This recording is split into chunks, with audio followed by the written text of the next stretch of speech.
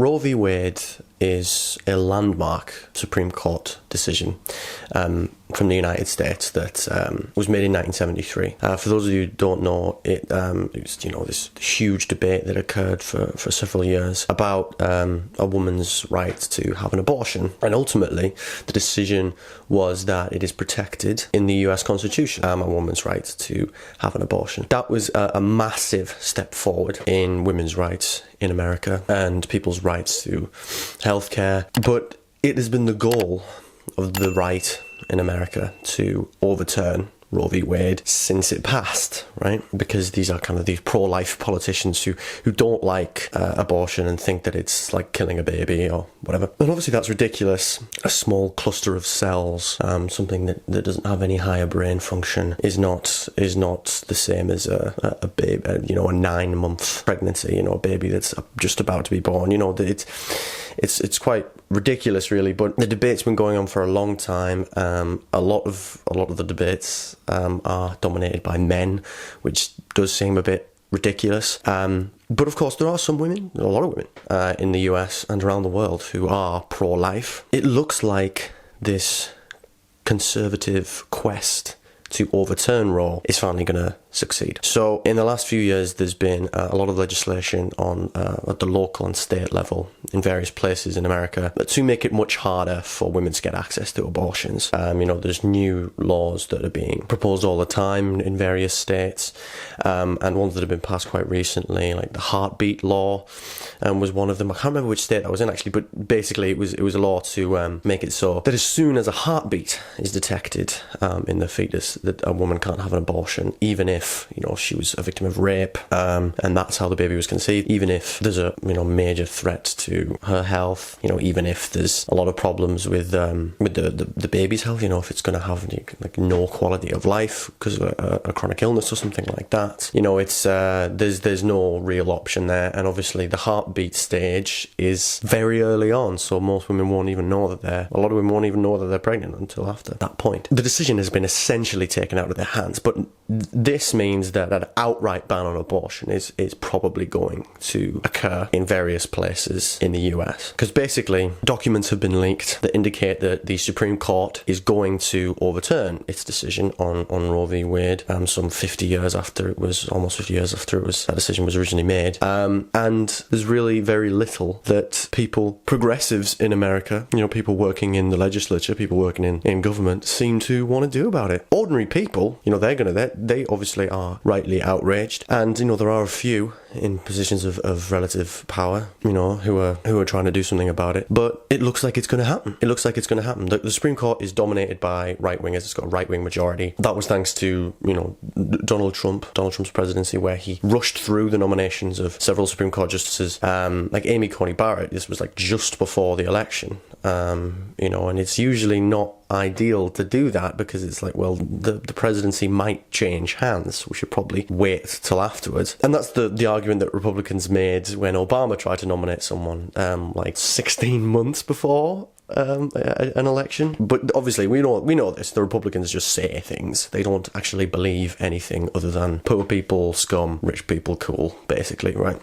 So I just want to establish something, that abortion is about to be under the biggest threat that it's been under for a very long time, possibly since it was then protected by Roe v Wade. I don't think there's been a bigger threat to it until now. The Supreme Court is probably going to make that decision, and all of the states that are governed by Republicans are probably going to make it very, very difficult to get an abortion, or even just ban them altogether. Two things I want to establish. Number one, for those of you who don't know, banning abortion does not ban abortion. It doesn't stop abortions. It just stops safe ones. It just stops women from being able to have access to safe abortions that are conducted by well-trained healthcare professionals, where they're in a safe environment, where it's done, the procedure is proper and everything, and there's extremely little risk for them. All it means is that people aren't going to have access to that. They're going to instead go to other means, these sort of do-it-yourself kind of things,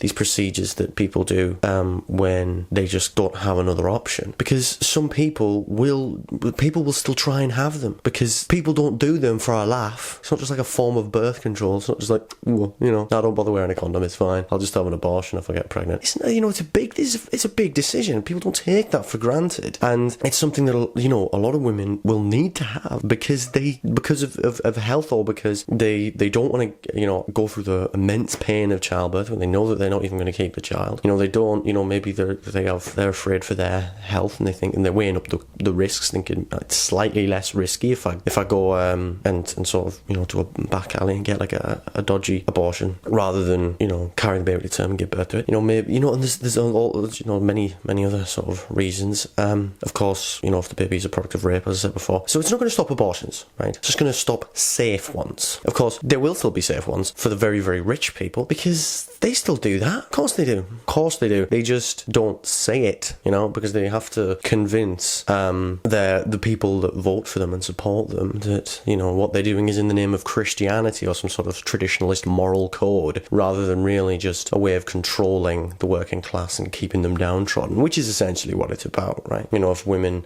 working class women are tied to looking after a baby that they can't look after, and they don't have sexual freedom, they don't get, also obviously the Republicans don't support, sex education and things like that. It's just all about abstinence. So they don't have that, then, it's much easier to keep people downtrodden than it is for rather than have working people who have a bit of autonomy and might stand up for themselves. The second thing, though, is that it's very important to remember the Democrats, the ones who are supposed to be the progressives, the liberals, the leftists. There's a lot of different types of Democrat, but the ones who are supposed to be vaguely socially progressive, they are in control of the House of Representatives, they are in control of the Senate, and they are in control of the presidency. They control all three parts of the executive branch. All three parts of the executive branch of the United States government, and they still haven't done anything. People have been crying out for Democrats to codify Roe v Wade into law, to pass a bill to make it law, right? Then it's much harder to overturn. Again, it's still possible to overturn. An amendment to the Constitution, would be ideal. But even if you couldn't get that done, because that'd be very difficult,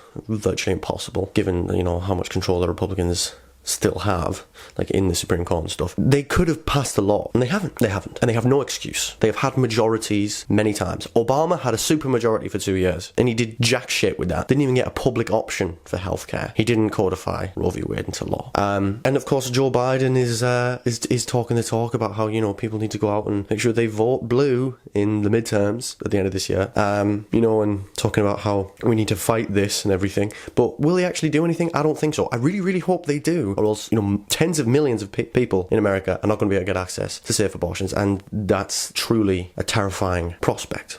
So I think it goes to show how the American political system is so rotten to its very core that progress cannot really be made, because even when you have the so-called liberals and progressives in power, they don't really do anything. They might do some bits and bobs, and I think I was quite impressed with Biden's first 100 days in office. But then once he got to that point, he was like, no, we're good now. And there's been very, very little change. Certainly legislation, but there's been basically none of that, right? So this is a really dark time for America, and I'm very, very concerned about this development, but I think there is still hope. There is an obvious thing. There is nothing in the Constitution of the United States that says that there has to be a set number of Supreme Court justices. So they could add more justices. Joe Biden could nominate more justices. He just nominated one. He can nominate others. You can pack the court. Now it's maybe a bit sketchy, right? But you got to, Christ, the Republicans don't care. They don't care about anything other than themselves and their ultra wealthy mates. So I really think that you have to just pull out all the stops here. The other one though is, a lot of people say, it'd be nice to pass Roe v Wade into law, but unfortunately we can't, because the Republicans are just filibustering everything in the Senate. So they're just, even though they don't have a majority, they can use this thing called the filibuster, for those of you who don't know, and the filibuster will allow them to prevent it from happening. The original filibuster was that you would stand up and just continue speaking, so that the debate just kept going to stop the opposition from passing something, even if you were in a minority. But then eventually they got rid of it, and now people just filibuster stuff. It's just like a function of the Senate. But the Democrats can get rid of that. But do they really want to? Do they actually give a flying fuck about anyone? Most of them, I'm not so sure. Some of them do. People like Jamal Bowman and Ilhan Omar and AOC and, those people. Bernie Sanders is an independent, but, he ran for president as a Democrat twice, so I guess you could say him as well. Ed Markey, there's a few of them. But there's definitely no real excuse for this happening. The Democrats, this is on them as much as it is on the Republicans. The Republicans are obviously evil, and they are totally unashamed of that. The Democrats, though, sort of pretend to care, and it's sad. So yeah, very, very depressing stuff. Let's hope that something is done about it, and the Supreme Court doesn't make that decision. I want to hear what your thoughts are, what you think the Democrats can do to stop this. If you do you support it? I'm interested to hear your thoughts. Thank you all very much for watching, and I'll see you in the next one. Cheers.